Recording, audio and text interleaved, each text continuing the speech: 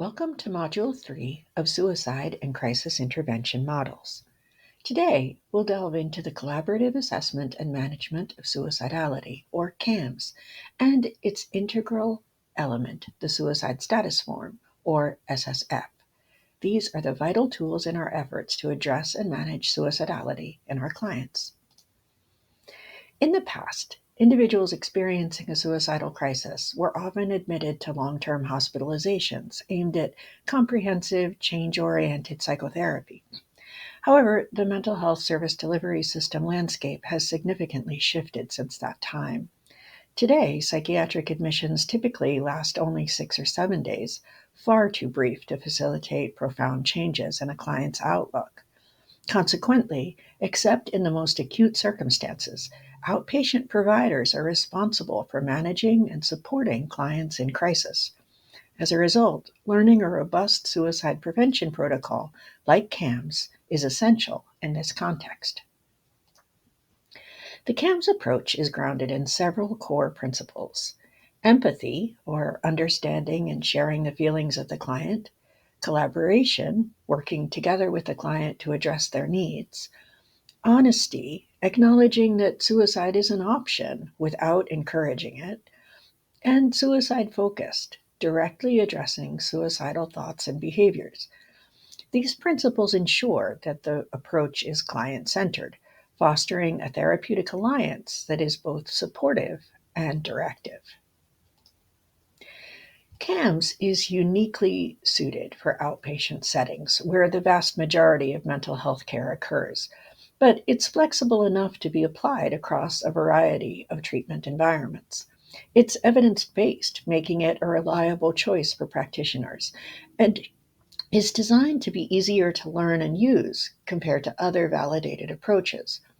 This adaptability makes CAMS appropriate for all levels of the stepped care approach, from crisis line support to inpatient care. A key component of CAMS is the Suicide Status Form, or SSF5. This form is typically completed side by side with a client, fostering a collaborative and transparent process. Since the COVID-19 pandemic, the SSF5 has been adapted for telehealth use, maintaining its efficiency in a virtual format. The SSS5 is employed at the initial assessment, throughout the interim sessions, and at the disposition session, ensuring ongoing and thorough evaluation of the client's suicidal status.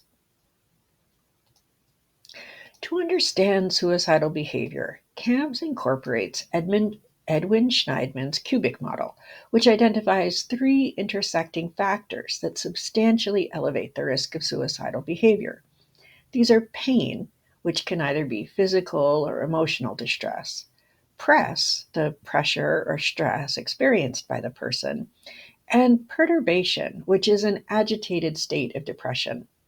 The DSM-3 included a diagnosis of agitated depression, but it was removed in DSM-4 and folded into the diagnostic criteria for major depressive disorder. Agitated depression is significant because people with a heightened degree of both energy and hopelessness have been found to be at great risk of suicide. Shneidman, you should know, is known as the father of suicidality as a clinical practice specialty. In addition to Shneidman's influential model, other factors play a critical role in assessing suicidality using the suicide status form. These include hopelessness, or a sense of despair about the future; self-hate, intense feelings of self-loathing; imminent risk, the immediate danger of suicide; intrapsychic versus relational risk, which refers to internal conflicts versus interpersonal issues; reasons for living and reasons for dying, exploring the client's motivation on both sides; and the one thing, which identifies one key factor that might prevent the client from being suicidal. One of the strengths of the SSS5 is its role in liability protection when completed correctly and thoroughly. It emphasizes in vivo documentation, meaning documentation is done in real time with the client's participation. Documentation during the disposition session is critical as it confirms whether resolution criteria have been met. The suicide status form can also be used to document other relevant outcomes. It can be integrated into various electronic medical record systems, ensuring seamless documentation across systems and providers. In conclusion, the CAMS framework and the SSS-5 are invaluable tools for managing suicidality in outpatient settings. They offer a structured yet flexible approach that prioritizes empathy, collaboration, and direct engagement with the client's suicidal thoughts and behaviors.